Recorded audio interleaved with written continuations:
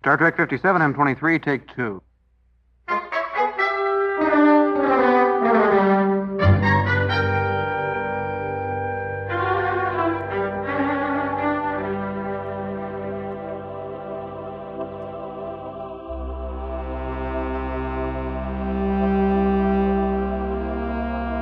It's the It's Got Star Trek podcast.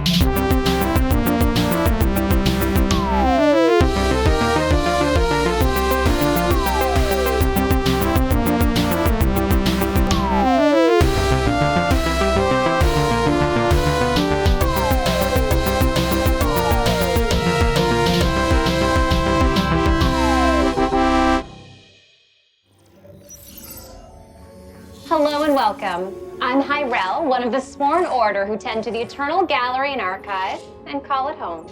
I'm Captain Burnham of the Federation Starship Discovery. Thank you for the speedy response. Oh, we saw you coming. Very exciting. We love visitors. I'll be explaining how to get into the archive in a moment, but first there's a little speech we like to give. The Eternal Gallery and Archive is proud to house the largest known collection of historical and cultural artifacts in the Alpha or Beta quadrant. Sorry to interrupt, but we're in a bit of a hurry. Of course. We can talk while we travel. Sending coordinates and velocity adjustments now. As this is your first visit into the archive, please follow my instructions precisely and do not deviate. The archive is not responsible for any damage, dismemberment, or death that may result in your failure to do so. Was that meant as a joke? I guess we'll find out. Slurpity burp burp, slurp slurp, slurpity burp burp, a slurp slurp, slurpity burp burp, a burp slurp, slurpity burp burp, a burp slurp, burpity slurp There's no burp, a stopping burp it now. slurp, slurp slurp slurp, a slurp burp, burpity slurp slurp, a light burp, garbage garbage snarp, a burp burp. They warned us. They warned us what would happen. But we I didn't give it a listen. beep a sneak deep, We agree didn't agree listen. agree, a wee wee. Slurpity slurpy slurp, a blurp slurp, slurpity burpy slurp, a glurp burp, murmity nerpy nerp, a slurp turp, gurgity furpity gur, a We burp let derp. them in. They told us exactly what would happen if we let them in, and we did it anyway. A furbity gurpty herp, a jerp kerp. All right. Why didn't you listen to what he was saying? Okay, can we? Let's go ahead. Let's start this podcast thing. If you guys are cool with that, are you guys cool with that, Jesse? That's what I've been Yeah, saying. let's That's do what I've it. been Jesse, saying Dan? this whole time. All right. So welcome, welcome to the It's Got Star Trek podcast. Discovery. We can be real chill this week because we're back to just doing the one episode. Good. Yeah, exactly. Yeah, it's kind of stressful to do 2 episodes plus It is. extra stuff. I Like, mean, it's a fun stress, but it is. I don't. Especially It's not. two Discovery You know, episodes. it's not something you want to be doing every week. It's especially hard with sounds because you get so many sounds collected that it's harder for me to choose which one to the play. soundscape becomes madness. Yeah, so it's there. You want a lot of sounds, but not too many because if there's too many, I end up playing like overall less sounds because it's too stressful Fewer to pick them up. sounds. I apologize. But yeah, I'm sorry. It's a compulsion. It is a compulsion. I'm sorry. You end up playing less sounds, and I'm not talking about ratio wise. I'm saying you play less sounds because they're Patrick's making a funny face. Overall, because it's hard to choose from all the sounds. So because you have more sounds, you have to play less of them. Yes, I think those concerns are important concerns. But luckily, we don't have to do that every week. Should I say that less? Should I say that less times? Fewer times? It's over. No, don't worry about it. It's all good. All right. Hello and welcome to the 240th episode. Damn. This is episode 240 Great. of the It's Got Star Trek podcast. Wow. All right. Yes. And so this week, just the one episode, we will be discussing Labyrinth. Labyrinth. Labyrinth. Yes. Labyrinth. Labyrinths. Labyrinth. Labyrinths of the mind. Labyrinths of the mind. Labyrinth. Yeah. Labyrinth. Now, we'll get to the whole definition of a labyrinth and how it differs from a maze and all that later on.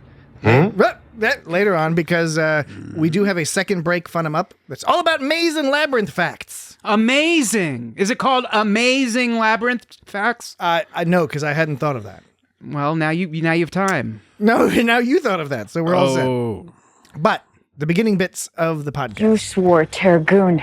It makes me think of like a tagine, you know, like the special pot, you know, it's like a Moroccan North African way to cook meats. Really good. Tagine. I don't have time for games. All right. It's got Star Trek number 240, discussing Labyrinths. Labyrinth. However, a reminder that folks can and indeed should check out our Patreon for a Holy shit. a growing library of bonus content that is very low cost. Mm-hmm. I think we have it at $3 a month right now. Lots of good stuff. We're adding new stuff all the time. And if you like, check back a couple episodes in the feed. We did throw up one of our Patreon episodes up on the free feed in full. So check that out. It's about Star Trek jokes. It's a good one. It's better than the title might have you believe. So check it out. And of course, we are always welcome to have suggestions for what you'd like to see on our Patreon feed. And you get free previews. So, if you don't want to pay the money, no worries. You go check it out, but you can at least listen to some of the free previews. All right. Prove that you deserve this uniform. All right. It is indeed a packed show, even though we're only doing the one episode, so we should continue along. So, so first we have Correct 'em Up. But first, there's a little speech we like to give. We have a Correct 'em Up from Ferdinand. Did we fuck up again? No, well you'll see. It's an email and a Correct 'em Up from Ferdinand. And Ferdinand says, "Gentlemen, I love your show. You guys have 3 distinct voices like the Beastie Boys." Wow. Give me the microphone. All right. Now here's what we're gonna do. So am I ad rock? Here's what we. Here's what I want us to do. I unfortunately know the answers, but Jesse, Dan, who do you think he's assigned to each of us?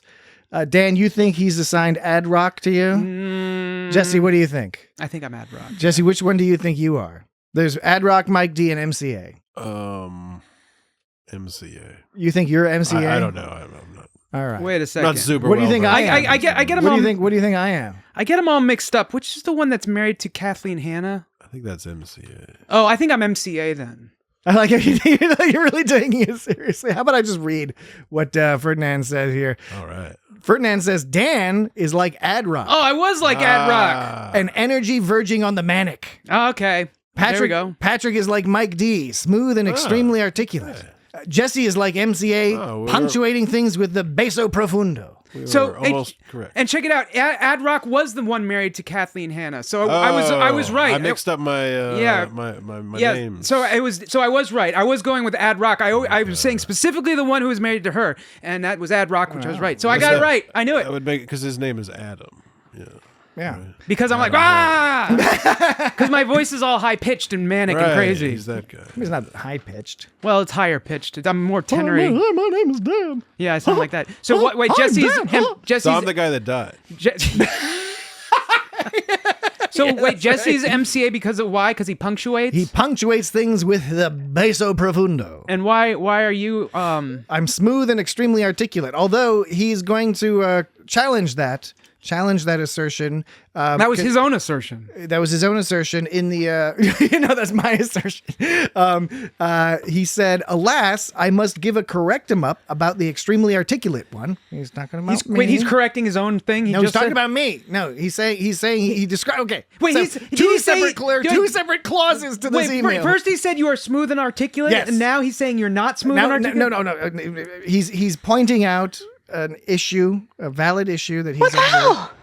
He says, alas, I must give a correctum up about the extremely articulate one. On several occasions, Patrick has made the mistake of using the subject pronoun I, where the object pronoun me would be needed. Oh shit! damn. You thought you were super smart and fancy. You got too cute for yourself. For example, you got too cute and ended up getting it wrong. Sometimes will happen. For example, at 23:50, at minute 23 and minute 23, 50 seconds of the most recent episode, Patrick said, "Check out our social media if you want to see some pictures of Dan and I." Where it clearly should have been Dan and me. Yeah, because pictures of me. Because you take out Dan. There is the object of the preposition of. Yeah, that you just take out the Dan part and see which one makes sense. And he says, I trust that you'll be attentive to this matter going forward. Other than that, please keep up the good work. Ferdinand in New York. Now, thank you, Ferdinand, for pointing it out, because from a basic sense, you're 100% correct. Mm-hmm. And you noted that this has happened multiple times, and I believe you. However, being the child of an attorney and trained from a young age to defend any position, no matter how preposterous. I would argue that in this case, so you do admit it. So you do sometimes. I was correct. You do defend positions you don't believe in from time to time. You just like to argue. Is this something you're just discovering now? You argue. You literally are just discovering. But you always we've known each other for like. I know, but you always deny it. You're always like, no, that's what I really believe. You're just arguing just for the sake of like sometimes being. I believe it. Sometimes I don't. Well, then you might as well never believe it.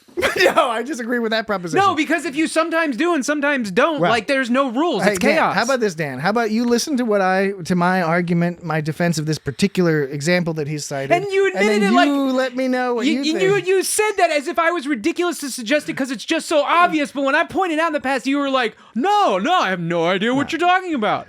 Well, okay.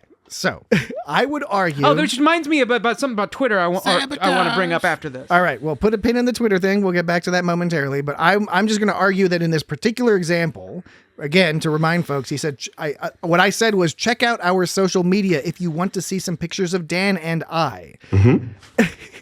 And I would argue that in this example, I may have, and probably did, intend the sentence to continue thusly. Check out our social media if you want to see some pictures of Dan and I partying it up at the Whistle Speak premiere. I think I can make it work that way. No, I don't think so. Well, yes. If you want to see some pictures of Dan and me... Check out our social media if you want to see some pictures of Dan and I partying it up at the Whistle Speak premiere. That would still be me. Because Dan and me? Yeah, but take out Dan. Take out the... If you want to see me and at the whistle hole. If you just take out the and Dan part... Check out our social... Exactly, you're right. That's the way to do it. Check out... That's what I said. Check out our social media. I said that like 3 times. Yes, and I'm agreeing with you. After the 5th time. Check out our social media if you want to see some pictures of Dan... Of I partying it up at the Whistle Speak. It still works. No, it doesn't. No, it still works. It's fine. Okay. No, it doesn't. No, it's 100% fine. You don't even know how to speak English, Dan. Thank you. Obviously, this is tomfoolery and hijinks. And we thank you for it. Thank you, Ferdinand. Keep them coming. Honestly, quite sincerely, I feel strongly that I think it's fun to be corrected grammatically because English is a complicated language and we learn all throughout our lives. Come see some pictures of me going to the thingy thing. See, there, me is what you say. To the thingy thing. Yeah. That's right. Okay. If you added a comma in there somewhere, you might be able to figure something out. Right. But we didn't. So, Dan, but Dan, thank you, Ferdinand. Now, Dan, you had a Twitter thing. So I was complaining last week about like how Locke ended up. I have that in my list here. Yeah, when Locke was like, this is under the debate 'em up section. So debate 'em what ups. I was saying was that it didn't. Hold on a second. We have one of our members is dying over here. You okay? Yes. Okay. All right. I was hope you're okay. Last week I was complaining that like I thought Locke sacrificed himself unnecessarily, that what he did didn't cause enough of a distraction, because if she can take out a bunch of guards, then what's one more Culber in that group? She already takes out like 4 guards simultaneously. What's one more person? He didn't need to do that. It was a waste of a distraction. And what Sinacera said that actually Locke did what he did to knock the shield down. Yes.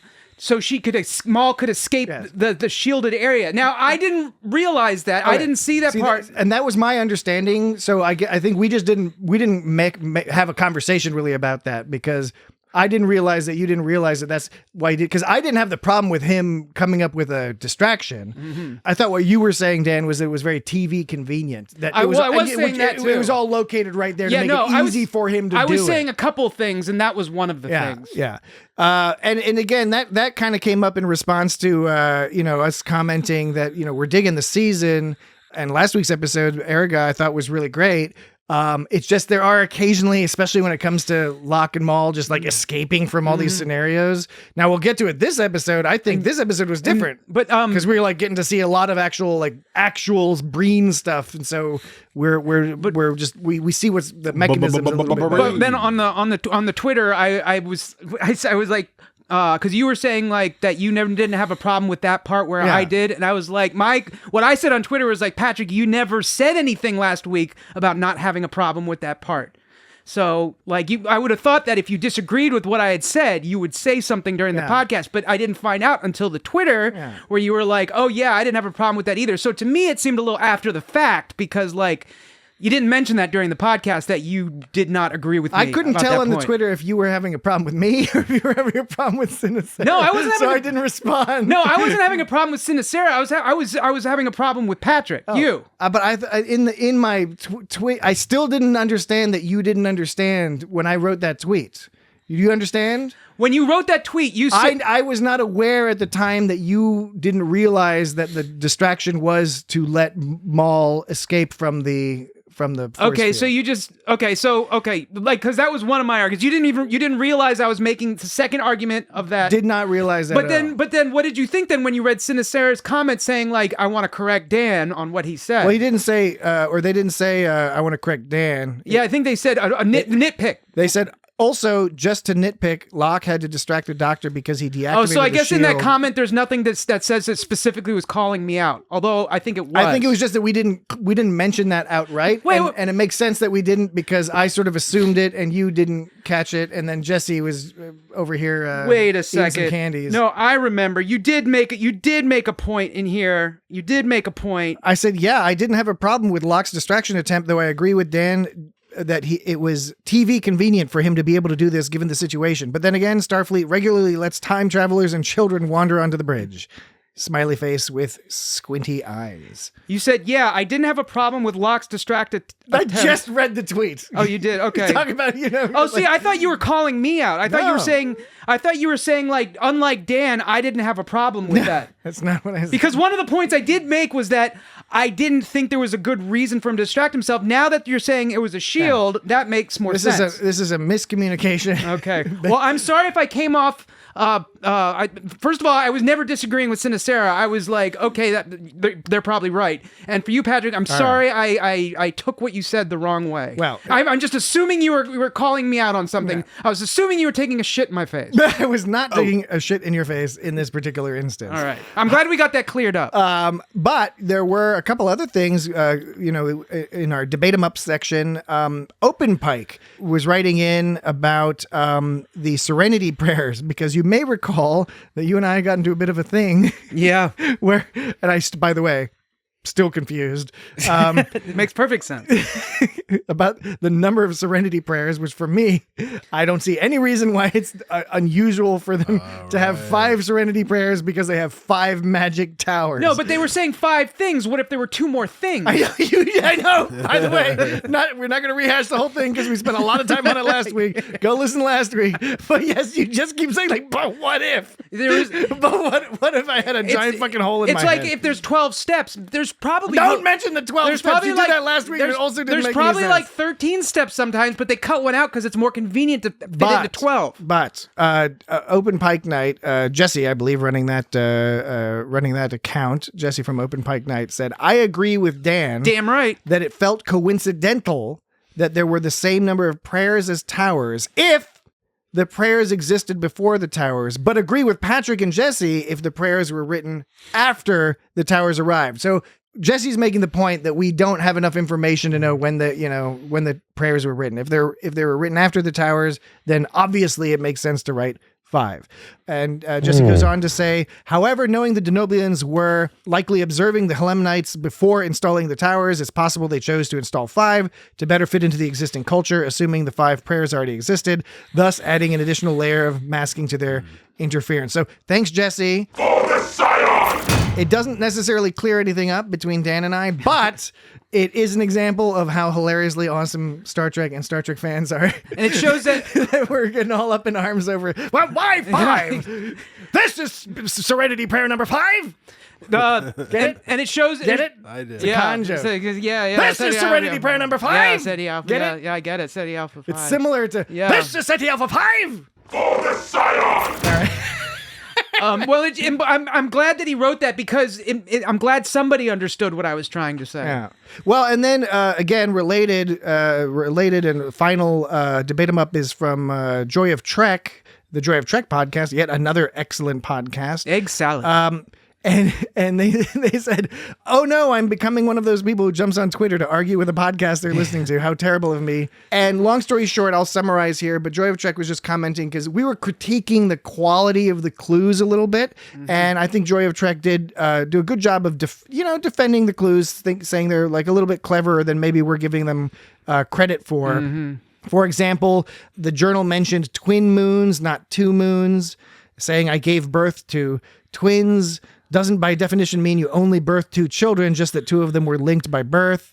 And so while Kovich searched for two moon planets, Burnham searched for planets with two synchronous moons. Yeah, but that just all that does is widen the set of that you the available set you can choose from. It makes it Doesn't it narrow it? No, it doesn't narrow it because now there are fewer synchronous moons than just two. Yeah, moons. there are less synchronous moons. There were fewer synchronous moons. Fewer less synchronous moons. What I was saying is now we're including the set of the ones where there's two moons, just two moons, and we're also including the set where there are two synchronous moons and then extra moons. So that's increasing the data set. No. Yes, it is. No, because Burnham guessed correctly as it happened, that in fact is not two moons by itself is not a sufficient condition. It's two moons who also are linked by this period of orbit or whatever, synchronous orbit.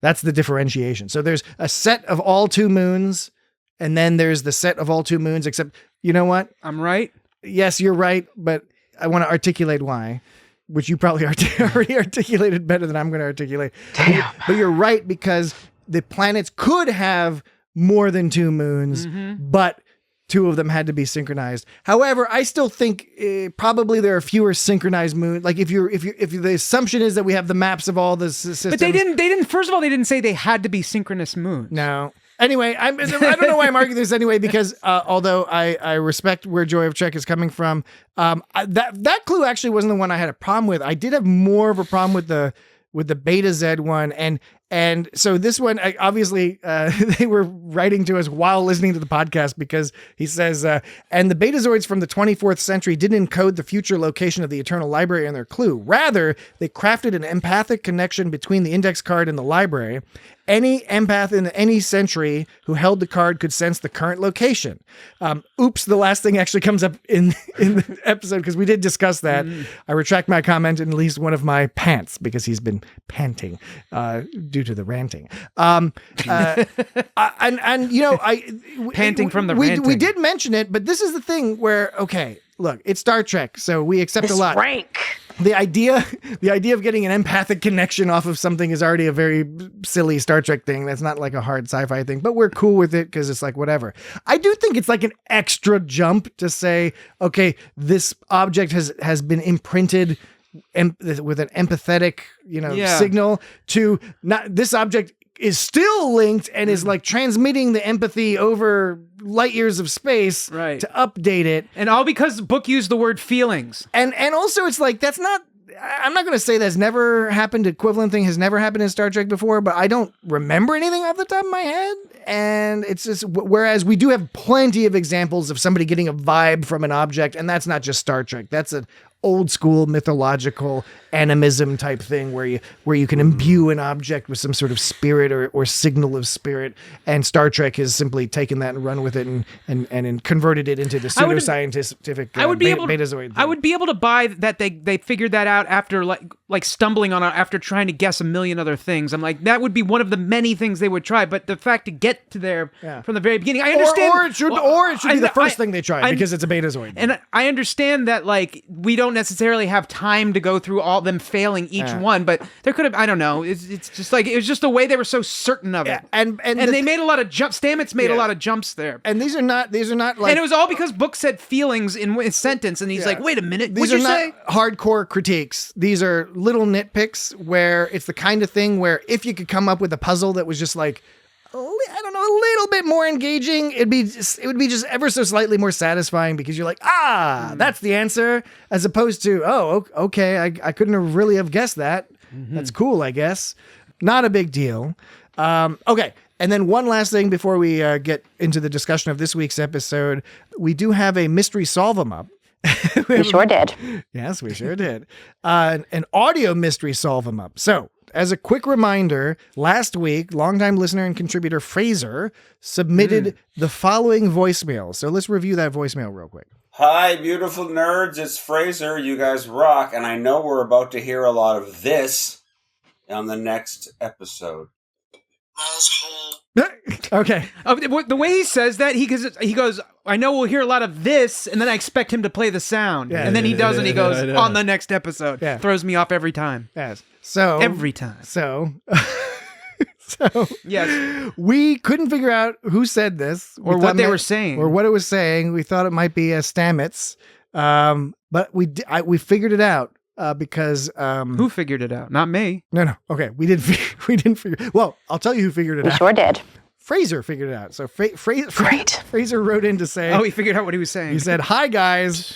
I had to rewatch episodes 4, 5, 6, and 7 to see if I could find where the fuck I heard that indecipherable phrase. I was sure it was episode 5, so I watched it 3 fucking times. No dice. Damn. Then I listened to your Mirrors episode and booyah bass. At time 44 minutes and 2 Booyah seconds. bass. You'll hear it. 44 minutes and 2 seconds. Booyah So, baseball. I loaded up the old podcast, the Mirrors episode, and I found this. Maul's Hole. Maul's hole. Maul? Maul's Hole. That's me saying Maul's Hole. Maul? Like it's Maul's Hole. like Maul? Like the character of Maul and her Locke. and her hole and her hole? Well, Hole. let's listen. Or is it saying hull? hull? Is he saying hull? Hole? Maul's Hole. I'm saying Hole. Maul's Hole. But as I do not have a reputation as being a particularly misogynistic or objectifying person, one might say Maul's it's soul. peculiar. It'd be a peculiar thing for Patrick on the podcast to be all like talking about Maul's Hole. Which hole were you talking about? So let's listen to the full sentence. Presumably, Maul's whole thinking Maul's is that Maul's she whole- can get rid of this bounty on their head by giving them the ultimate power. The ultimate power. So Hole. it was from that. Presumably, Maul's whole thinking is that she can get rid of this bounty on their head by giving them the ultimate power. All right. So Oh, she was saying Maul's whole thing. Whole as in I was saying Maul's W-H-O-L-E. With a W. exactly.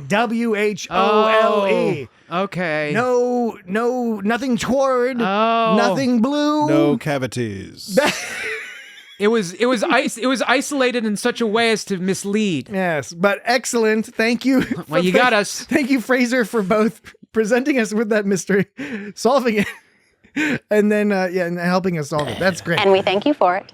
We do. Yeah, that was you got us. You got us good. Thank you.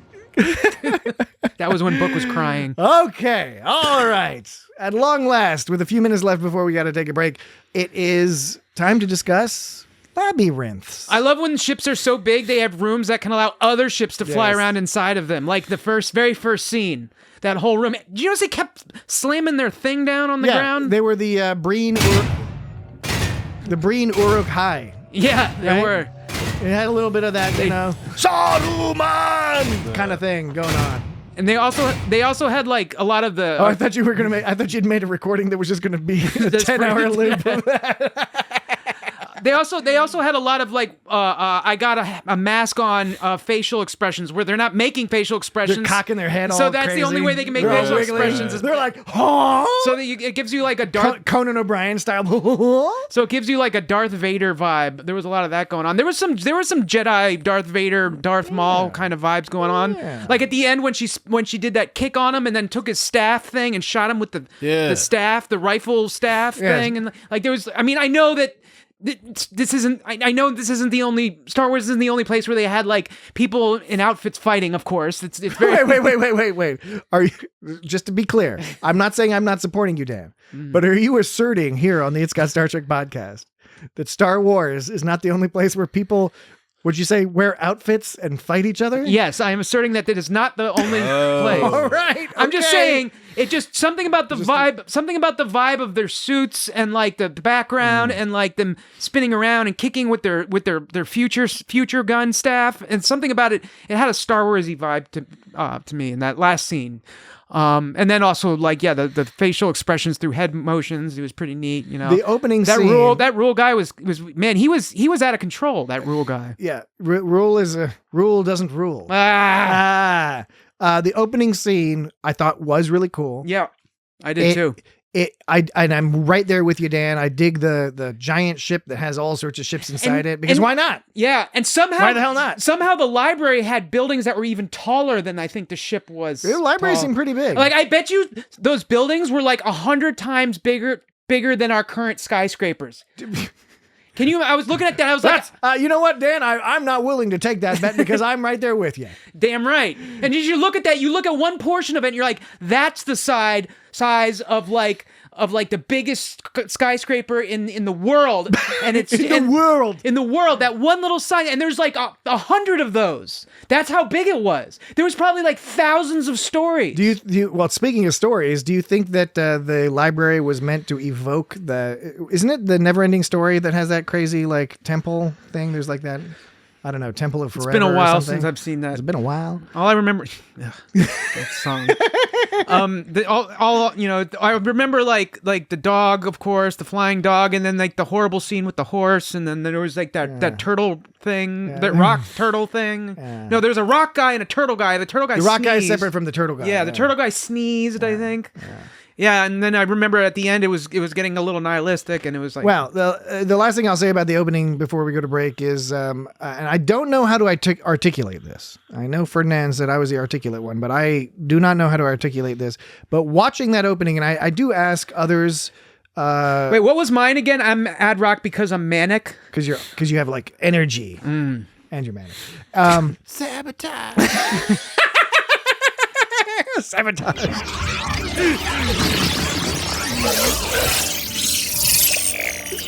Okay, Dan. Don't you have like a whole list of sabotage buttons? Oh, right. A whole list. Sabotage. All right. Well, at least one. I wasn't even paying attention. All right. What I was trying to say is the opening sequence, just that brief opening sequence, zooming in on the brain. It was awesome. It was great. High production value. It felt very Canadian to me. I don't even know what that means. I think if you watched Canadian television when you were a child in the 1980s, early 90s. If we were talking about comedy and you were like, that comedy felt Canadian, I would know what you meant. But in this instance, I do not know what you mean. I don't know how to articulate this other than to say there was something about the vibe, there was something about the camera movement, there was something about the special effects and the stage design and the symmetry that evoked to me the feeling of watching a late 1980s Canadian sci-fi program. What? I don't know. I can't explain it. Was that meant as a joke? No, it wasn't. I mean it sincerely. But if for some reason, if you're listening at home and you don't understand what I'm saying, just go ahead and think I'm making a joke. Just think I'm making a joke. In the meantime, we're going to take a quick break, but don't worry, we'll be right back with more discussion of Labyrinths. Hi, Captain. Be right back. All right, so that means you're ready, Dan? Mm-hmm. You're ready, Jesse? All right, I'll push play and then I'll bring us back, okay? We're bringing What it if I want to bring it back? Oh, you want to bring it back, Dan? No, I don't. And we're back. Okay, hold on. I got to push the play button. Okay. And we're back. All right, Jesse says we're back. Mall's hole. All right, what'd you play, Dan? Mall's hole. Because I played the sound effect at the same time as you. What'd you play? Mall's hole. All right. Okay. Mall's hole. So you like that one, I like this one. Mall's hole.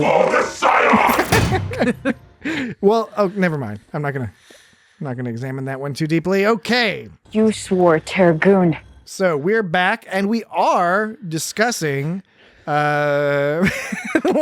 Labyrinths, and I thought it did make sense. This mission is in a labyrinth of books. Yeah. This mission is in a labyrinth of books. Yeah, This mission is in a labyrinth of books. Yeah. Good. This mission is in a labyrinth of books. All right. Great. This mission is in a labyrinth of books. Wow. This mission is in a labyrinth of books. Indeed. This mission is in a labyrinth of books. So we do have a few facts. I have some facts. A fun-em-up. Are they for called facts. factum-ups? They're not called factum-ups. It's a fun-em-up that happens to focus on maze facts. Hang on, everybody! Or labyrinth facts. So now we'll start with the term maze. The term maze, according to kids, It means corn. kidsconnect.com/fun It's corn. /maze. It means corn. They say the term maze It means corn. dates from the 13th century and comes from the Middle English word maze, denoting delirium or delusion. Whereas Whereas the term labyrinth dates as far back as the 14th century.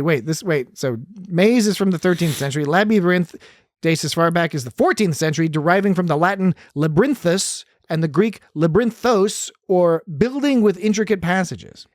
Now, the only difference between the two, between a maze and a labyrinth, is that a maze refers to a complex branching multi-cursal puzzle.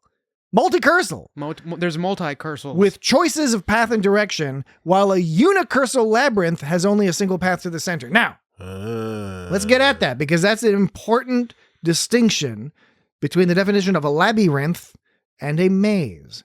And such that a labyrinth is a type of maze, but a maze is not necessarily a labyrinth. Is it like a square is a type of rectangle, but a rectangle is not a type of square? Sort of, yes, indeed. Because the deal with a labyrinth, traditionally, by proper definition, contrary to common perception, I believe, is that a labyrinth is, again, it's unicursal. There's no choices. So it is a long, winding, intricate path, but it's one path that always gets to the center. Oh, it's a maze. Or to the destination, right? So a labyrinth, you will, no matter what you do, as long as you keep moving forward, it's going to be long and winding, but you are going to get to the center. There's no choices to be made. The purpose of the labyrinth is both to lengthen the journey, but also sort of in a metaphysical sense to give you time to meditate and consider the intricacies of your path. So you're saying in a maze, there's a chance you don't figure it out, but a labyrinth, you don't have to worry about that. Because a maze has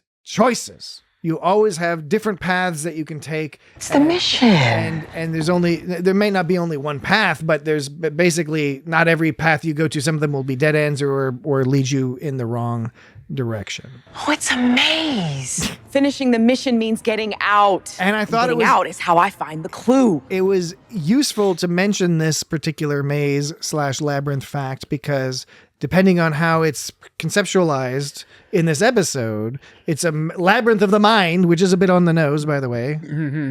Dr. Beta Z. Dr. Betazoid. Labyrinths of the mind. Labyrinths of the mind. But if it's a labyrinth, then you could one way you could take that is that there was no way to lose, right? Well, I mean, think of the movie Labyrinth. It wasn't that maze-like. But the thing is that it was more maze-like. That's the thing is because I think they that didn't the There movie seemed to be a Labyrinth. time limit. They didn't seem to get lost. Well, yeah, that's right, Jesse. There was a time limit. I guess the time limit, is the added. It's like separate from the labyrinth. But yeah, a labyrinth you get there no matter what. Yeah, Given- like in given the movie. sufficient time. Like in the movie, it wasn't that maze-like.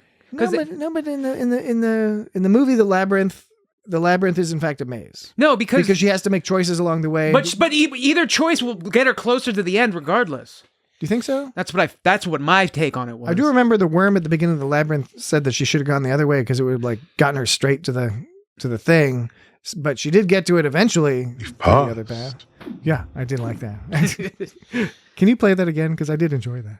You've passed. Oh. You've passed. Pretty great. All right, let's look at some other maze facts while we're at it. There's lots of mazes in cathedrals, in the tiles. They do a lot of cathedral stuff. And there's mazes or Etruscan mazes, and all around the world, all cultures have come up with variations on mazes. Although, It's really more of an oubliette. oh, we'll get to the oubliette in just a second. Oubliettes sound terrifying, by the way. Oh yes, no, they're terrible. We'll it's get to that in a bad second. news. But let me see one other thing. Labyrinths are unicursal. The archive is not responsible for any damage, dismemberment, or death that may result in your failure to do so. 5th century BCE is the first recorded labyrinth in Egypt. Just kidding. Now, they predated that. They assuredly predated that. It's just the first time somebody wrote down about like an actual built labyrinth that people walk through. Wasn't there like the Minoan? Yes, and then the Greek, the Minotaur with the whole labyrinth thing. And there's there's the hedge mazes, which were built in the 16th century. Yeah. They started building those to entertain royalty. And We those sure were, did. And those were mazes, not labyrinths. And scientists have been using mazes to study animal psychology since 1882. Everything's here for a reason. Now, before we get back to the discussion, I did want to ask both of you, gents, if either of you have been in an actual maze, in either in a hedge maze or a corn maze. I've never been in any I've been kind in a of corn maze. I've never been in any kind of maze. I've done mazes on pencil and paper. But you haven't been walking around. I the had maze. when I grew up, we had an Apple II Plus, and we had this program that would generate mazes for you. You just gave it the Yeah. dimensions and how like complexity level from 1 to 10, and you could print out mazes. And me and my brother would print out all these mazes, and then we'd never do them. But it was so cool. Like the old we got it. dot We matrix, have it. the dot matrix printer with yeah. the holes on the side that you have to tear off. Yeah. Oh, It's I like love it. I think I've been in a hedge maze at some point at some stately homes Badlands. with a nice garden. I've been in there. I've been in a few hedge Somewhere. mazes. The hedge mazes I've been in haven't been the particularly confusing kind. They were the kind that are they're almost fake mazes. does It's it- easy to see around. Does it and you count just when you're kinda- in the laser tag arena, or is that more like a labyrinth? I don't know. I've played laser tag. There are probably some maze aspects because again, a maze there's multiple choices to get to different places, whereas a labyrinth is a single unicursal path. So wait, why is it called a labyrinth then? If there's multiple paths, if there's only one path, just because it's winding? Because that's the definition Does of a it mean labyrinth. there's It's like a long and winding Does path. it mean there's obstacles and shit along the way? Not necessarily, but it is intended to be a spiritual meditative journey. I don't know if I believe this. Well, look it up. I can look up the Interestingly, facts. doesn't labyrinthfacts.com. Doesn't labyrinth? I kept looking at the word labyrinth, and it was like, this is not how it's spelled, It's but it is. It's labyrinth. I It looks know. so weird. It does look a little bit weird, but that's what it is, and a labyrinth is unicursal. All the You keep sources saying that agree. word. That's because all the sources say it is a unicursal as opposed to multicursal. Where did you for get the your mazes. definition from? I got it from Labyrinths.com? There's a billion places, but including a Mental Floss article, mentalfloss.com/article/70964/15-intricate-facts-about-mazes. Okay, we get it. And then there's also Maze Facts at Kids Connect with a K. Okay. .com/fun/maze. How about Merriam-Webster as found through Google searching? It says, number one, there's two definitions. For what? For labyrinth? Yes. Number one, it says a place full of passageways and blind alleys so arranged as to make it difficult to find one's way around, and then maze. Number two says something extremely complicated or twisting. I disagree with the like- Merriam-Webster definition. The second one is more along the lines of what you were saying, something extremely complicated or twisting. It's when you look up all the mythology And and the all sentence- etymology of the word, it all says the same thing. Not unicameral. The sentence they gave was the cockpit. Carceral. The sentence they gave was the cockpit was a labyrinth of instruments and controls. Yeah, I don't believe that. They're conflating labyrinth and maze, and I'm going to make it personal mission. That's Merriam-Webster, dog. Yeah, fuck Merriam-Webster. What does Oxford say? Anyway, You swore, Targoon. I bet Oxford gets it right. Anyway, that's enough for the maze facts. Screw you. Screw you guys. I'm going home. Okay, you were playing that earlier. So for the podcast, Playing what? Screw you guys. I'm going home. Well, that's what she says. Screw you. You cut it off because she says I'm going someplace. Oh, does she? Yeah. All I wrote was screw you. Yeah, she says, screw you, I'm going... I forget. She was like, I'm going to go hang out over here. She goes, I'll find my own way out. Yeah, screw you, I'll find my own way out. So Yeah. that made me think of, Okay, earlier... Screw you guys. I'm going home.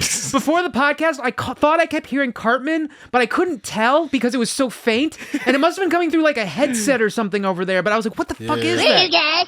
I'm going home. I was like, is that Cartman? I can't fucking tell. I'm sorry to have made you You know when you hear temporarily something insane. when you hear something that's not only faint, but it's from an odd direction because it's coming from like a headset or something. You know what I'm talking about? Yeah, I know what you're talking about. It's all good. I'm just making sure you're listening to what I'm I know saying. what you're talking about. Touching your nose. I'm just making sure you're tapping nose. I'm just making sure you're listening to what I'm saying. You tap your nose, I tap my nose. That's indicating that we're simpatico. Do you understand what I'm saying when I say I heard something that wasn't just far away, but it sounded like it was coming from an odd direction? So it sounded like, when you throw your voice, Yeah, Dan, I can say with full sincerity that I understand the words that are coming out of your mouth. All right. What do you think of that, Jesse? I thought that was hilarious. Yeah, good. All right, so major points about this episode, since we are meant to discuss this. Oh yeah, we're quite in there, and we haven't gotten into any. We've discussed most of the episode. Sort of. We've hinted at it, but I found this episode pretty enjoyable. It was good. It was good. Once again, the clue stuff was a little bit abstract, but like I did enjoy it for the most part. I did enjoyed this episode. My critique about the clue thing is partly that, like, I really like this setup of the mindscape, right? The labyrinth mindscape, you know, all of that I thought was great. And I thought how Burnham worked through the issue with her imaginary program. It's my mind. book version. I really enjoyed that. However, I will say, I think it was pretty obvious from the beginning. Like how she was going to figure it out? Well, that she was, it was going to be one of those, really, you got to learn about yourself kind of deal. Yeah, it was just to thine own self be true or whatever. And it was so obvious that you're almost disappointed that Burnham didn't immediately figure out, like, oh, it's one of those things. Well, what's funny is this is the first time that they didn't figure out the clue on the first try. Because she thought... Although people will critique that point that you're making, although I agree with your point. Okay, people will say, well, they did this and the other thing, but really what you're saying is they very rapidly are like, oh, it's this. Yeah, because they went through the whole ordeal with her. Like first time, she thought it was she thought she had to use the Dewey Decimal System to find like the history clue or whatever because of the Dominion War, and they wanted it found during a time of peace. And then she was wrong about that. And then she was like, then there was some weird shit about how she thought she was supposed to find her way out of the reading room because it was like the missions are the most important thing to her. Therefore, it's because the program told her that the reason she picked that room was because it's the most important thing. I know, that's what I'm trying to say. I'm in the middle of saying that. That wasn't clear from the way you were. I was in the middle of a sentence. Well, I was in the middle of a sentence, and I was. Right. That's what I was. Finish the sentence. Didn't sound like you were going there. Well, I mean, maybe you can sit and wait and stop trying to guess what I'm going to say before I say it. The guessing is the fun part. It's fun for me. All right, what were you saying? Okay, so Avatar book says, a virtual space created from what your neural activity indicates is the most important place in your life. Okay, and so she's like, this is the most important place in my life because the mission's here, and when I'm on a mission, that's my priority, which is a little bit misleading because Avatar book was saying it's the most important place of your life, period. Not what she was saying, which was the most important place in my life right now. You know what's hilarious about this? There's a difference between those two statements. Yeah, so what's hilarious is that if this was Star Trek in the 60s or the 90s or whatever, then the excuse would have been that, oh, well, they need to reuse the same sets to save money.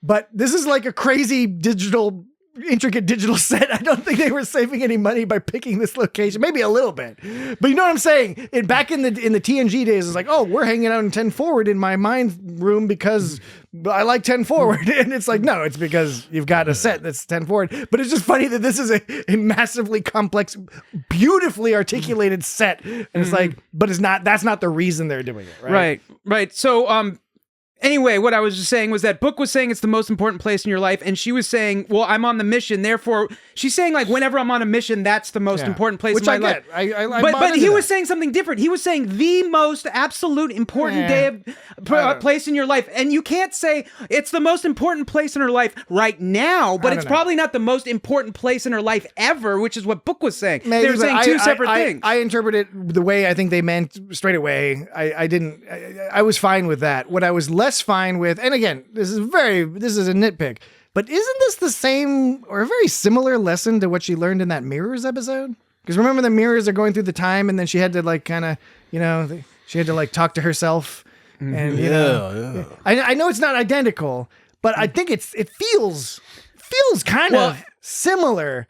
That she's having another life lesson. Are you talking about? You're talking about Mirrors. Okay. Yeah, Burnham, like in Mirrors, both Burnham and Raynor had to sort of like learn a little bit. Burnham had to like argue with her past self and use what she'd learned in order to try to convince her past self to let them do that. You remember that whole business? And so I don't know. Like I said, I'm not trying to say this is the same thing. They're not retreading. Well, maybe they're retreading a little bit. They're not. It's not a copy of that, but I don't know. It felt similar. It was like a different way of getting at the same thing. And again, since the solution was to find something out about yourself, and since she knew it was a Betazoid doctor who had put this thing together, and I don't know. It just once I understood the basic plot, I felt like we were waiting a long time for that end scene. Right. That was very well done end scene. Well, it was very predictable. Right. So first she thought it was the history section. Then she thought it was the maze through the labyrinth because the mission is the most important place to her, and they were reading a book called Labyrinth of the Mind, and they're in a library, which is a labyrinth of books, and a labyrinth is she says a labyrinth is another word for maze. She says that and she's incorrect. And then so the mission is to find her way through the maze back to the reading room. Yeah. She was wrong. And then her test started to become like her trying to figure out what the fucking test was. And then finally it was like all she had to do was be honest with herself, which is fine. But I mean, how was she supposed to know that that's where she was supposed to get to? That's kind of what I'm getting at. Yeah, it's like it doesn't all piece together. Like it's one thing to if you're like lying to yourself and you realize you have to finally be honest with yourself, but there was nothing to indicate that she was not being. I mean, I guess you could say from the past she was having trouble like reconciling herself with Book. Yeah. But like that wasn't like how would that relate to a test which they said was meant he was even like, how do you know you're the good guy? Meaning like this test is meant for everybody. Like how would this test have known that this person wasn't being honest with themselves? And all the test demanded was that they were honest with themselves, but it didn't like put them in a situation that forced them to have to be honest with themselves. I don't know. Yeah, I wasn't sure how she was supposed to get there. It was fine. It just wasn't. I mean, it was fine. It was like I said, I enjoyed it thoroughly. I think it was just undercut a little bit by that. I guess kind of being like, okay, I guess she's gonna learn something. What's she gonna learn? Oh, it's because she has a fear of failure. Well, we know that. This is something she's mentioned before, that she has a greater fear of failure than a fear of death. You don't have to prove that you deserve this uniform, this rank. I know, it's pretty awesome. This rank. This rank.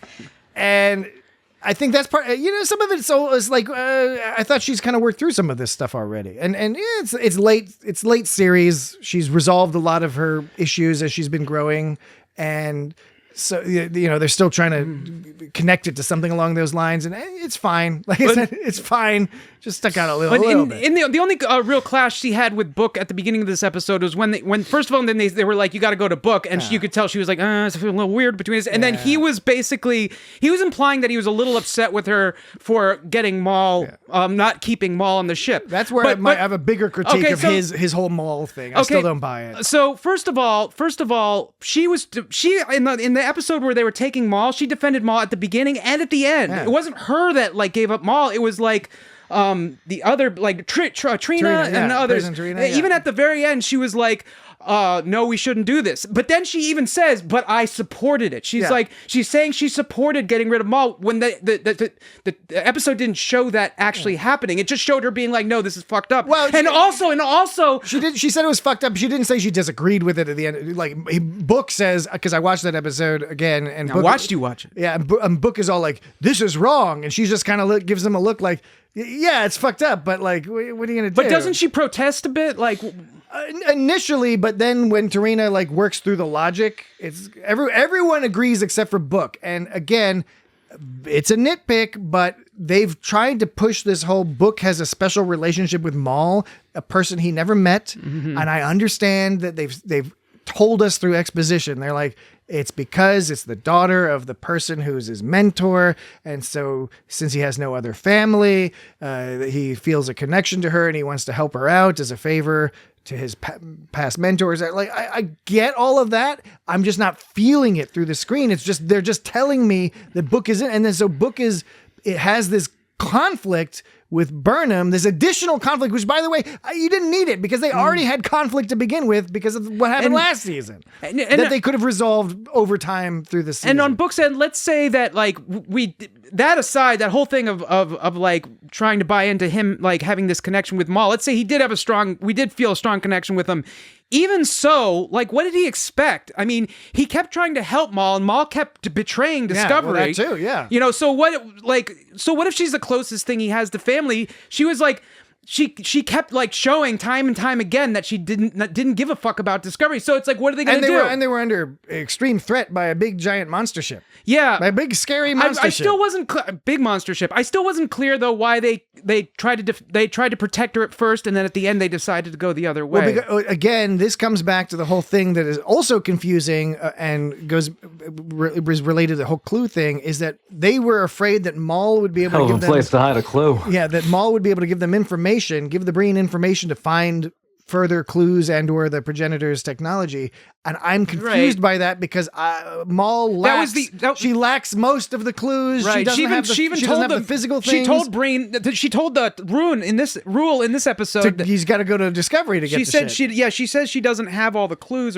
But that was their justification last episode, is that they didn't want to give up Maul and Locke because they feared that Maul and Locke would be able to, in a meaningful way, help the Breen get ahead, not only get the technology, but get at it before Starfleet, even though Starfleet has all the advantages in terms of the actual number of ships and the knowledge and the actual clues in hand. So I don't know. I'm still finding that a little confusing. I'm putting that in the category of no big deal. It's just plot machinations to get to the story. And the story has been interesting, letting us pop around to these kind of cool places. This library, the Eternal Archive, is another fun, cool bit of lore that's been added to the Star Trek universe. And of course we got introduced to the amazing Rael. Is that Hyrel? Wait, before we move on, you were talking about how people, when I was talking about how I liked that, I didn't like or dislike, but I noticed that this was the first episode where they didn't get it quite, the clue right away. You said that there's some people would contest. I guess you were saying that in the other ones, you were saying that they did. Yeah, I'm not talking about people specifically contesting you, but on the discussions on the internet, some people are more on your side of things, where it's like the solving of the clues is like they're pretty straightforward. Mm-hmm. Other people would point out, actually, no, they had this whole conversation. They had to narrow things down, and then Stamets had to talk to Book, and then Book had to do this with the empathy and stuff. So in those cases, they're not getting it on, because you said, I was just only pointing out because you said they're getting it on the first try. Yeah, they're not getting it on the first try, but it is kind of, they're doing the Star Trek talk. Mm-hmm. And I like that. I like when they do the Star Trek back and forth, clever people talking, and they work through the problem and very swiftly come to a solution. However, they are kind of like artificially stretching it out a little bit because they need, they need it to kind of last the episode before at the end Stamets can be like, aha! On or Adira or Tilly or Reno or whoever. On an aside, when they're finding these clues, there's a lot of this stuff where somebody hides, because they all lived like hundreds of years ago. They're hiding this like item, this relic or something in this place. And I just kept thinking, like, for example, in this one where there was the thing inside the jar or whatever, the crystal jar thing, like, this, what if somebody found it? Yeah, what if somebody found it? Like, that happened in Janal. They looked like he found some shit in a rock. I can't tell where exactly he found it, but it happened in that. It was just like in a nook in a rock, right, near some monsters. And then also when they found in Whistle Speak, when Burnham found the console hidden behind the rock. Like, first of all, the rock was marked with a discoloration of moss. Yes. You'd think somebody at some point would be like, "What's going on here?" And the way she opened the rock, she didn't do some complicated set of maneuvers. She touched it with both hands. And the console opened up. You'd think that somewhere in the hundreds of years it was around, it would open. Implausible, but I mean, it's not something. It's Star Trek plausible. It's not something that I'm going to nitpick too hard. It's just kind of fun. I just can't help but think, like, what if somebody found it? Like, how can they be so sure no one would have found it? But it's I'm able to live with it. I'm just sort of like. I'm glad. We're all glad. Jesse, are you glad that Dan's able to live with it? Yeah, man. It's not a criticism. It's always good to hear that. It's not a criticism, more just a curiosity. Yeah. Not a criticism, just a curiosity. Hyrel.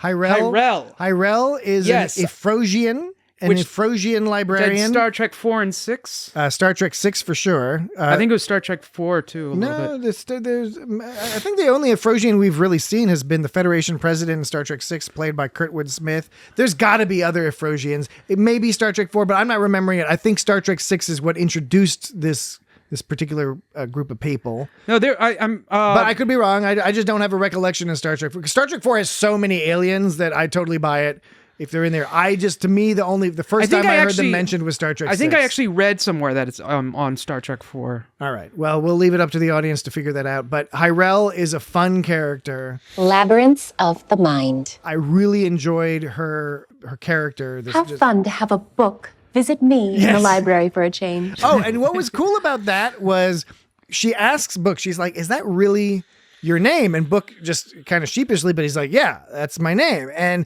don't wear it out. Well, the thing is we know that that's not Book's original name, but it is the identity. It is the name he's taken for himself. It is the identity he's taken for himself thoroughly. And I think that really matches up with Discovery's sort of overall philosophy and ethos of accepting people for the identities that they choose for themselves rather than the identities that are pushed on them because of legal or traditional reasons, right? And I don't know if that's what the writers were trying to do here, but that's the kind of thing that jumped out at me, is that nobody called it out. I was like, oh, your name's not Book. It was, yeah, that's his name. That's the name he picked. And then, of course, cute joke, cute librarian joke. But first, there's a little speech we like to give. Yeah. And we thank you for it.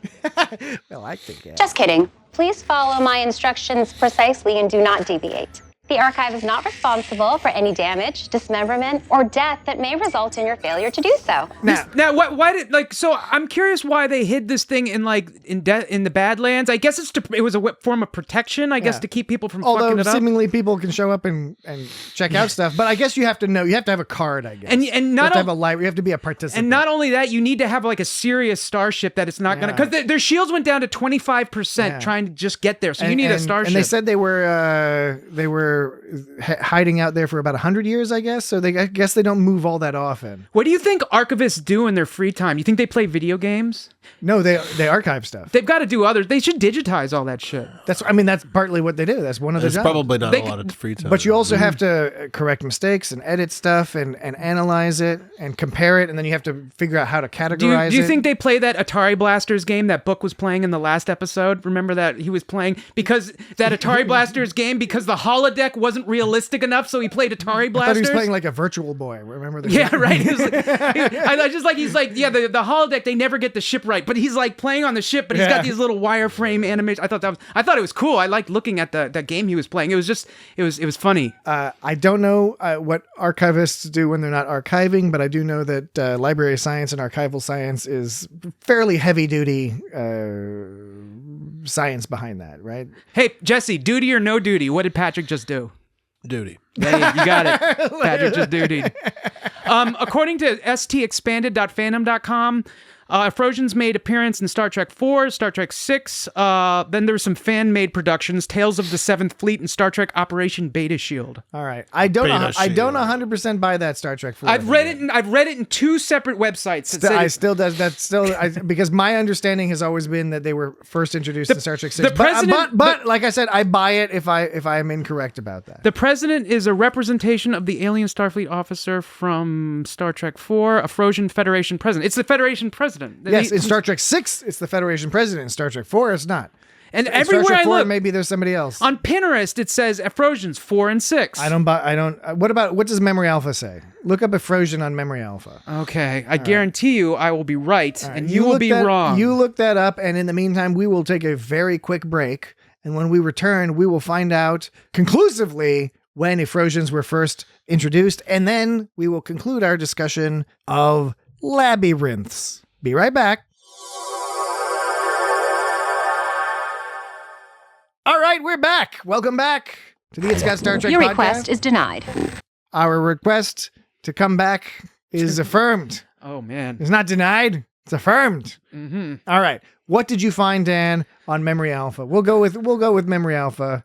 Okay, it says Afrosians had cranial ridges, blue eyes, and white hair, and then parentheses says Star Trek 4, The Voyage Home. Okay. And then also it says Afrosian men were generally seen wearing long hair and flowing mustaches. Star Trek 4, The Voyage Home, and Star Trek 6, The Undiscovered Country. I'll take that. But I buy that if they were first introduced there. It's news to me, but I buy that. Mm-hmm. If Memory Alpha says it, it's not 100%, but it's 98%. And we thank you for it. Yes, indeed. All right. Labyrinth of the Mind, we did mention that is very on the nose. Oh, when they put the key together, this sound?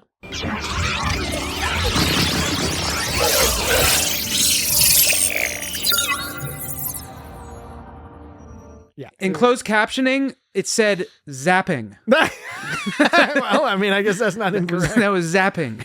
But yeah, you mentioned, Dan, the Discovery having to be fairly robust to fly through the Badlands. I really like that sequence of them going through the Badlands. It was very standard on the one sense, but it was so artfully done. And frankly, I enjoyed seeing a standard, we're shaking back and forth and oh no, what's going to happen? Oh, the shields and everyone talking. I like seeing that, right? It's that whole competency porn thing, competency fetish that a lot of people that are into Star Trek are into that aspect of it. I'm into that aspect of it. And we got to see some of that here. And of course, it was cool when they busted into that little oasis area, which was conveniently a different color. Yeah. Conveniently. So that's how they knew they were there. And so the audience could tell the difference. Because this, again, another in a string of really well-directed episodes where the geography of the episode was very clear, even though it was all about mazes and or labyrinths. You would say or labyrinth. Both outside. He was saying labyrinth. Both flying around outside and inside. It was always very clear where the ships were in relative to each other, and where the people were and what was going on. And I praise the direction for doing such a good job with that. We also got to see Rhys makes a pretty kick-ass captain. Oh yeah, I have that in my notes. Yeah. I was like Lieutenant Commander Rhys is an excellent commander. I'd see a spin-off with Rhys as a captain. I was thinking exactly that. I want a spin-off that's Star Trek Bridge Bros. I was like, Jesse's starting to wake up. He hasn't talked. Jesse's been totally unengaged. Now he's super engaged. Yeah, but I would watch a show with Rhys as captain and maybe Jet Reno as chief engineer. So Chief O'Brien. So apropos of nothing. So I guess in absence of absinthe. Did you say absinthe? No. In absence of Wosakun and Detmer, they have Asha and Gallo. Yeah, and Lieutenant Gallo's great. Asha's great. They're really, both of them are really great. It's just bizarre. It's a little sad because you're like, I want my people. Yeah, they're Wosakun and they're on and they didn't, and Detmer. They're on the ISS Enterprise, slowly flying at home. Why did they transfer them? Like, what was the in-show reasoning? Like, why are we supposed the in-show reasoning is that they took charge of flying the ISS Enterprise back to Federation headquarters. There's some kind of behind-the-scenes reasoning. I guess they may be difficult to schedule the actors. Maybe they started asking for too much money. Like Doug Jones was working on a movie or something. Yeah, he was doing stuff. So who knows? And frankly, it's more realistic to have different crew members and stuff. But I miss our people. Yeah. But that being said, Lieutenant Gallo and who's the other? Asha. Is it Lieutenant Asha? I don't know. Ensign Asha, Lieutenant. Regardless, both great characters. I think they're both doing a great job. Lieutenant Commander Asha. Great. A lot of Lieutenant Commanders. Lieutenant Commander Rhys. Yes. Yeah, they all got promotions. Commander Lorna Jemison. Linus is a Lieutenant Junior. Wait, JG? What's JG? Junior grade. Junior grade. Yeah. I knew that. Yeah, JG Herschler. JG Herschler. It's been good seeing more of the Breen perspective. So all the stuff with Maul, I like the character. I'm not hating on the character. I was not a fan of seeing the character for 2 minutes at a time and magically escaping from all these things. And right. I don't know. If you're gonna be like a Bonnie and Clyde, you got to buy into it a little bit better. I don't know. That's where I've had issues. The more we get screen time, like last week we talked about how the scene between Maul and Locke as Locke is dying was great, and it was really impactful. You believed it. You believed they cared for each I other. still hold that we didn't get to know him well enough for it to be truly as impactful as it should have been. I 100% agree with that point that you made last week. That yes, it's a shame that you start feeling that right as Locke dies. Of course, who knows? We'll see what happens, in the next couple episodes. But here again in this episode, it didn't feel like Maul was performing some crazy magic. She was manipulating the situation in a way that I thought I bought it because Rule was being such a piece of shit. Man, he was out of control. And now you could argue that it's kind of, her plan only works because he was so maniacal and over the top. Yeah. But we don't know anything about really that much about Breen. It's totally plausible that this guy's a complete asshole. When he got the all of the Breen banned from the library, I was like, there's 6 Primarchs. Like, that's not fair to ban all of the Breen based upon these one assholes. Yeah. But then later on, Maul made a good point. It's librarians. It's not fair. Mal made a good point saying like, you probably pissed off. You're like when other Breens find out about this, they're going to come after you. Maul was taking advantage of the errors he was making and doing so in a plausible fashion. So even when she kills him at the end and they decide not to kill her, she had already done all the work to earn that win, in that she clearly was positioned with Locke, and she saw that the Breen around her were like super into Locke, and that they were like all about helping him out and helping out his cause. And she was able to turn things in her direction because of understanding that situation. And I bought it, and I bought into this storyline. It all made sense to me. And Maul, the character of Maul is starting to become like a little more interesting because she now seems she's a bit sympathetic as a character. Yeah. She's also like criticizing Rune on his lack of honor, so you can see she's got rules, and even though she's doing it to manipulate, you believe that she actually is like pissed off at him. Yeah, I think she's mad if he blows up the archive. No, I don't think she's strictly manipulating him when she says that. I think she actually believes that she's like both things can be true. She's manipulating and she thinks he's an asshole. Right. So she's interesting because you kind of like root for her in this one sense, but then it's easy to forget though that the next time she comes up to Discovery, she'll fuck him over, which is pretty interesting because she's sympathetic and she has some sense of honor, but she's still going to get Discovery, which makes me think that either that there's a good possibility that this sort of indicates a transition, maybe, and she'll end up backing off in the end and joining Discovery in the end, or like not joining, but you know what I'm saying? Like maybe it'll turn out that she like starts to be like, okay, Discovery, you're right. Do you think it's going to be like do you think it's going to finally be like Book is like convinces her not to be like the fact that she's becoming sort of like a better person? It seems like she's slowly becoming a better person, even though when the tires hit the turbine, is that how the phrase goes? What's the phrase, Jesse, from the Patreon episode about with the pickles? That's the way the pickles. That's the way the pickle squirts. That's the way the pickle squirts. So anyway, and stay tuned to our Patreon, and that statement will be clarified. So it seems like she's becoming a better person, even though when she has to like face Discovery, you discover that she's still way against them. It makes me think though that she'll probably in the end make some reconciliation with Discovery at some point, or maybe she won't, and when she dies it'll be, I hope she doesn't. I don't know how they're going to end this. I do expect it's going to be a Star Trek style ending. It's not going to be that she's an evil person and goes down in flames. And because she's already showing that she's not evil. It could, I don't know. They could do, look, one of the stereotypical sort of tropey things they could do is that she tries to bring Locke back to life using the progenitor tech. And then it turns out he's a zombie or a monster or an asshole. Or he comes back and says, let me go, or something or he's like that. Oh yeah, no, this is terrible, horrible. Or he comes back and he's like, hell is real. I don't want to die ever. I think they'll have a really romantic moment where he'll be like, "It's okay to let me go," and she'll be crying, and he'll be smiling because he'll just be like, "It's okay, everything's beautiful now. It's okay to move on." I'm all liquidy. I'm all liquidy. I'm all gloopy. I'm all gloopy doopies. What is it? He said. He said. Yeah. Did he say something? He said something. You seem to think he said something, and you're furiously wrestling with your. There's more of that down here, you gelatinous assholes. Gelatinous assholes. Indeed. That's kind of fucked up. That's fucked up. He called them gelatinous assholes. And it's also fucked up. Like near the end, Burnham was like, someone to Raynor, she's like, someone once told me never to turn your back on the Breen. Yeah. Those are two fucked up statements, I think, in that episode. Not really, but it's kind of like. They messed up his planet. It's because they killed his family. It's not very nice to call them gelatinous assholes. That's kind of a slur. And then to be like, never turn your back on the Breen. That's like when Quark got all offended when Harry Kim was like, we learned about you Ferengi, but Quark wasn't actually offended, but he was trying to be like, this is an offensive thing to say. Even though he was fucking with them, he was like trying to point out that that's a legitimate thing to be offended by. Not to take things too literally, but I don't think a gelatinous asshole would sort of structurally really would work. Yeah. It's not really an asshole. I'm taking things a little literally. It would be more through osmosis at that point. Yes. Mm-hmm. Yeah.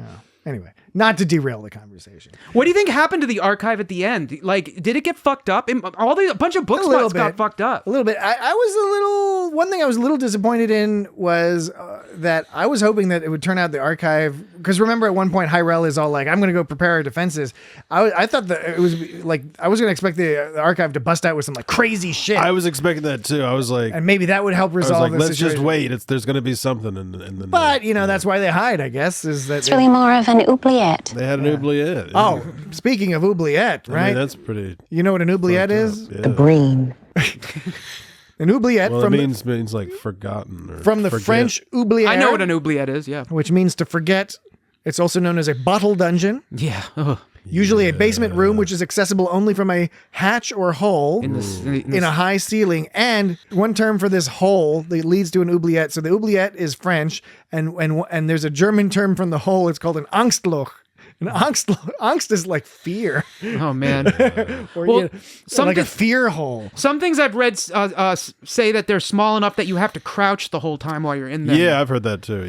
Yeah, they can be. I've seen them. If you go to Europe, maybe other places as well, but certainly in England and mainland Europe, a lot of the castles will have an oubliette, and it's just a trap door. It's like a door. It looks like like where you throw trash down. That's such a bummer. It usually doubles as that. Yeah, and I think they would often put trash down there as well, and so you just Just a crazy idea. Trash in a castle is also Europeans came up with a bunch of crazy ideas. It's a bummer that they had to like shoot lasers in the library because hopefully they had their I like to shoot lasers in the library, don't you? It's well, always fun. Hopefully they had their phasers set to kill people but leave inanimate objects unscathed, like in several other series. Like there's been more than once Don't hurt a book, where they hit like a statue and it just kind of like does nothing, but then you shoot someone and it fucks them up. Right. Now- Well, a book did get hit.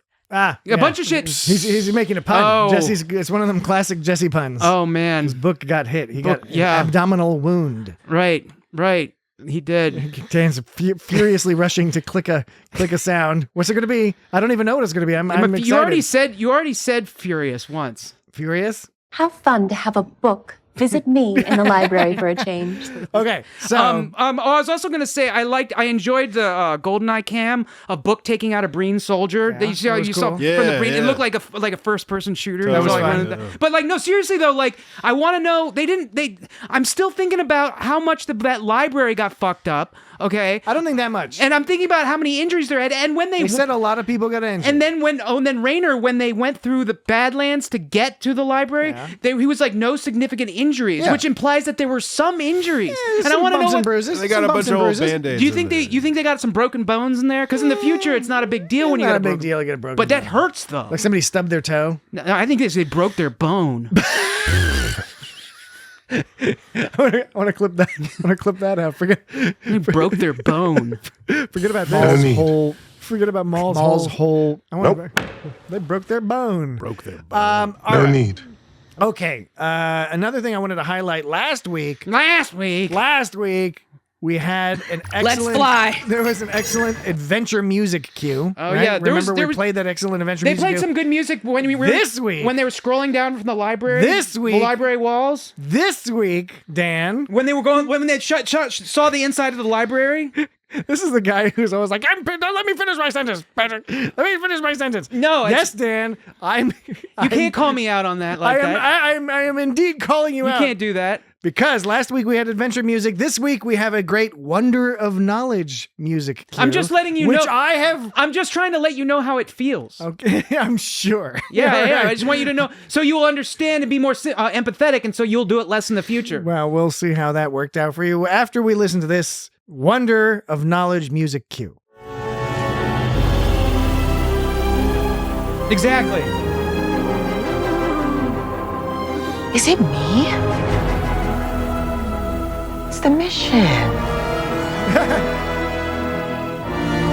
It's very like. And down that aisle, you'll find our extensive collection Star Trek of original Valoric 4, 5, manuscripts. 6. We can take a detour if you like. No, thank you. We're pressed for time. We are pressed. Holy shit.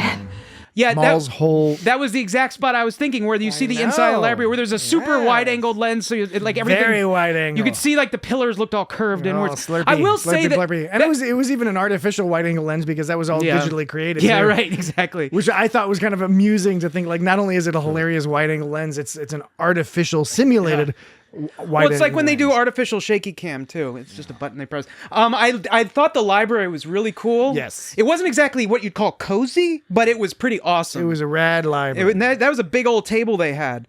So when she was all going through the maze, the labyrinth, the labyrinth, was it a maze or a labyrinth? That's why I brought it up. I think it is an open question. We might leave that to our listeners. Write in at feedback at itsgotstartrek.com with the subject line labyrinth or maze. She brought up the subject of Tremau's algorithm, which is a quote an efficient method to find the way out of a maze. Okay. And so she used that algorithm, but it turned out that was wrong. Remember, that didn't actually solve her problem. Yeah, but that's not what we're discussing. We're discussing whether it was a maze or a labyrinth. But it wasn't a maze because her using the maze algorithm did not, in fact, let her solve. But she found her way through.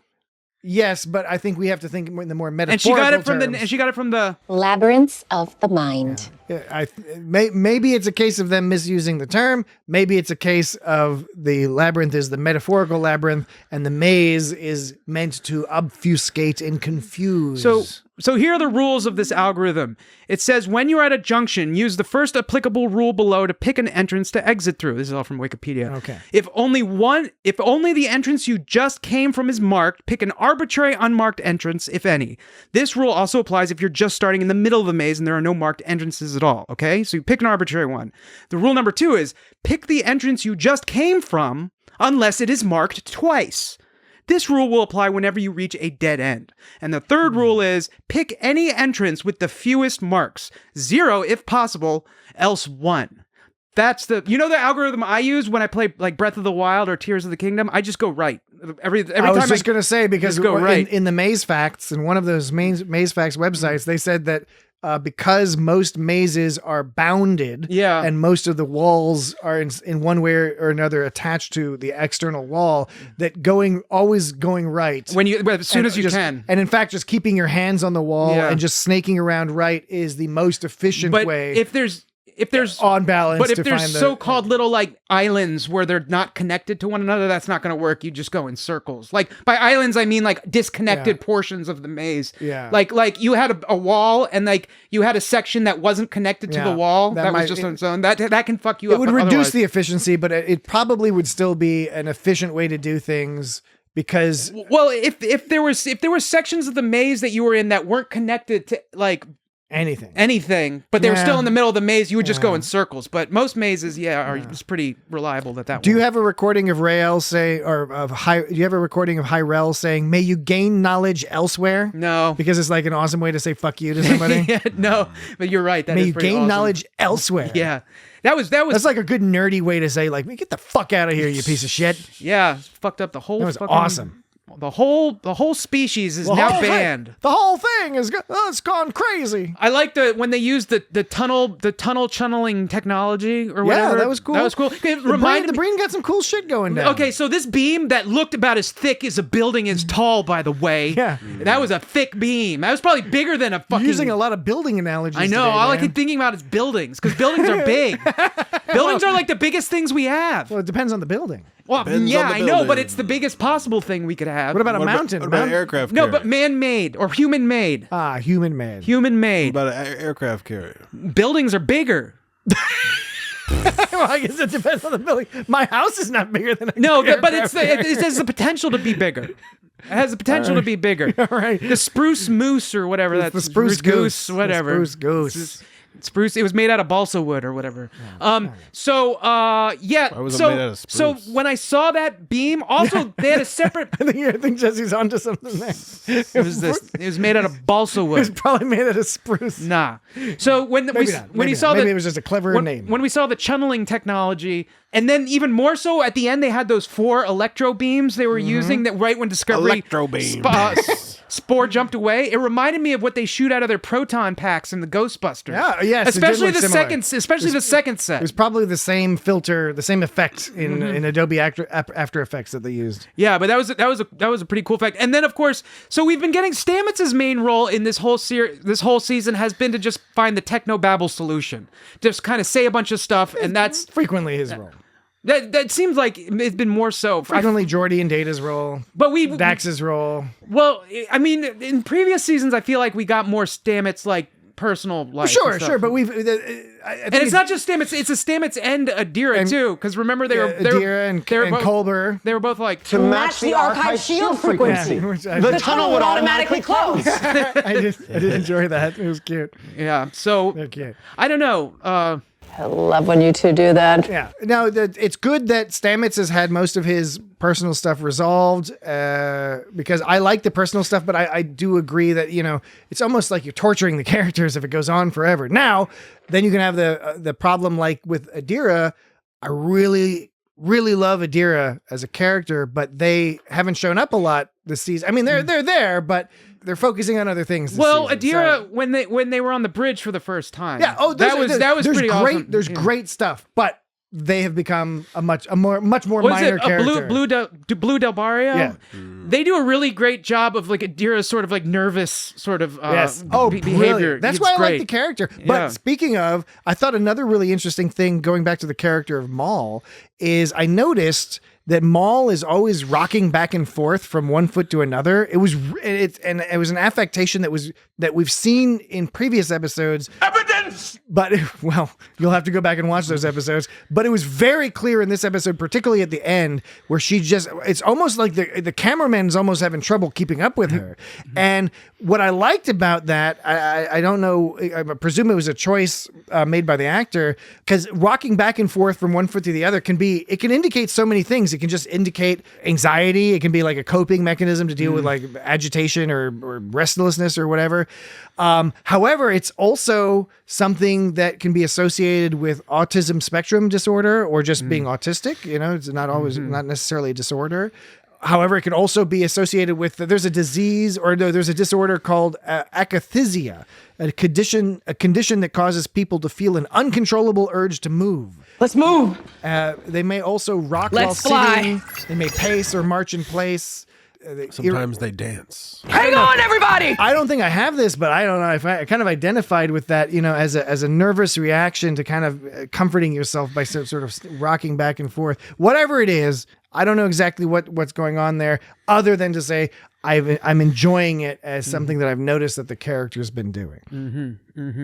Dan has no opinion on that. I mean, Jesse, do you have an opinion on that? I didn't notice it, but now I want to notice it. I didn't actually notice that either, but yeah, that's good. That's your assignment for next week to see if she rocks back and forth on her feet. I like the final move she did when she zapped Rule with that thing. That was a pretty slick move. Yeah. And he all stumbled backwards. Speaking of final moves, are there any final thoughts about this episode? Well, so Book got the Thule root. I wonder what you can do with that. The Deku nut, you mean? Not the Deku nut. Yeah, she found the Deku nut? No, not the Deku nut. Yeah, no, the Hyrel said there is a Deku nut. It was Thule. No, it was a Deku nut. No, it wasn't. Stop it. You know you're wrong. You know you're making a joke. Then why are you smiling? Because you're making a Zelda joke. You're smiling because it was a Deku. It was a Deku. You're making nut a Zelda from Deku joke. tree. So I wonder what you can do with this root. Maybe you can plant a tree with it. I don't know. But she was like, you can take this, but It'll come back. But she was like, you can take this, but make sure you bring it back. She didn't say bring it back. She said make sure you call us up and let us know what happened to it. That's what she said. Look in the script. I assure you.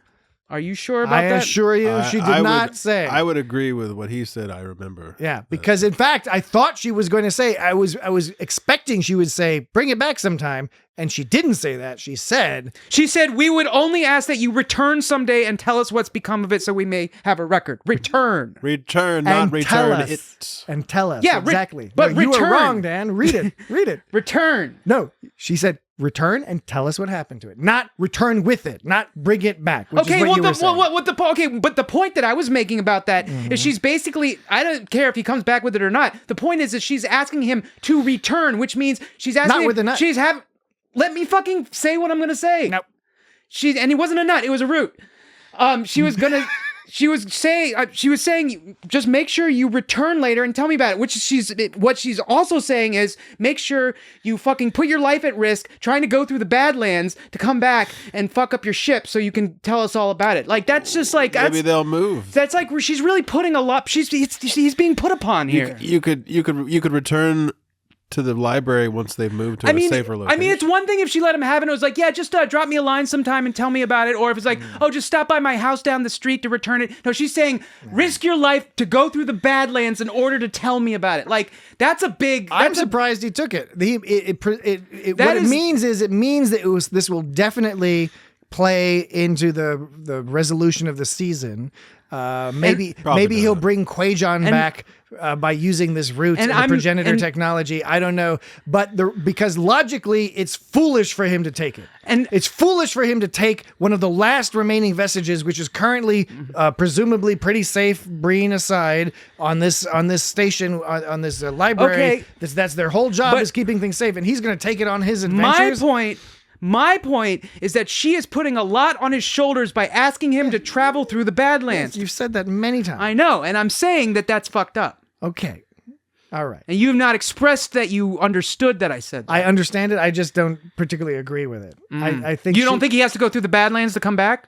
Like Jesse said, maybe they'll move by that time. Secondly, it doesn't matter to me because to me, I was just making the point that she didn't say to bring the thing back. She said to well, that bring was never my information point. That was it never seemed my like it was. No, it wasn't my point. It seemed like it was. No, I just told you what my point was. So And if you think it seems like that's the point I was making, then you weren't listening to what I was saying right now. I'm listening to what you're because I said saying. it doesn't matter if he brings it or not. He still has to go through the Badlands. All right. Well, to me, that's not a big deal.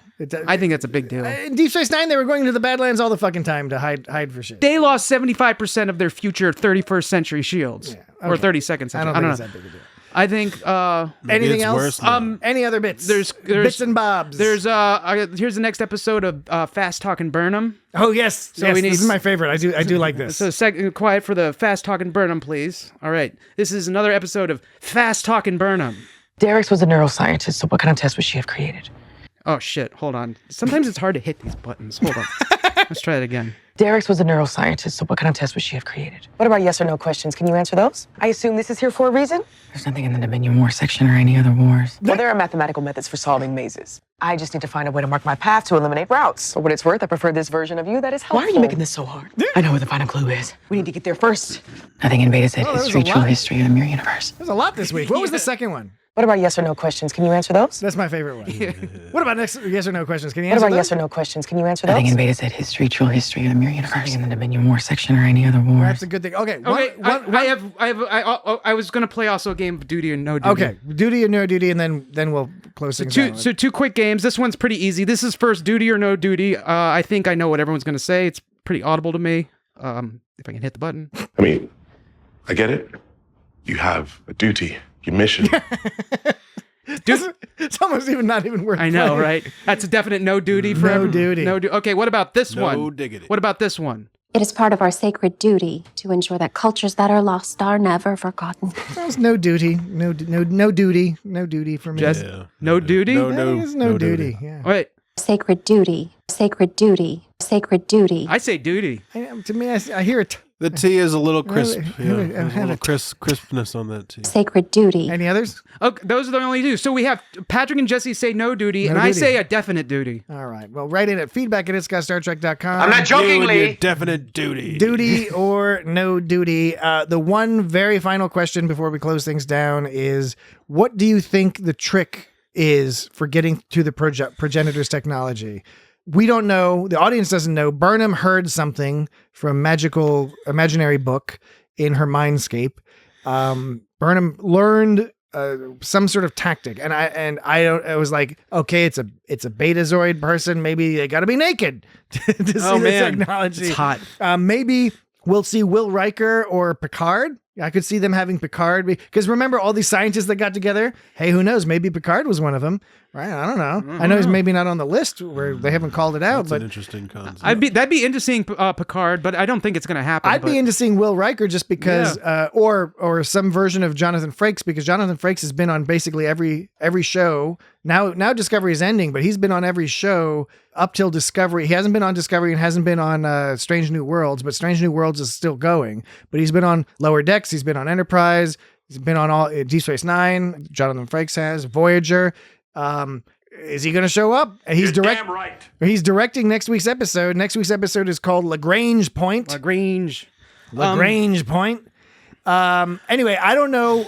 We can only guess, but there's got to be there's some fun thing that Burnham learned. Close your eyes and say, I believe.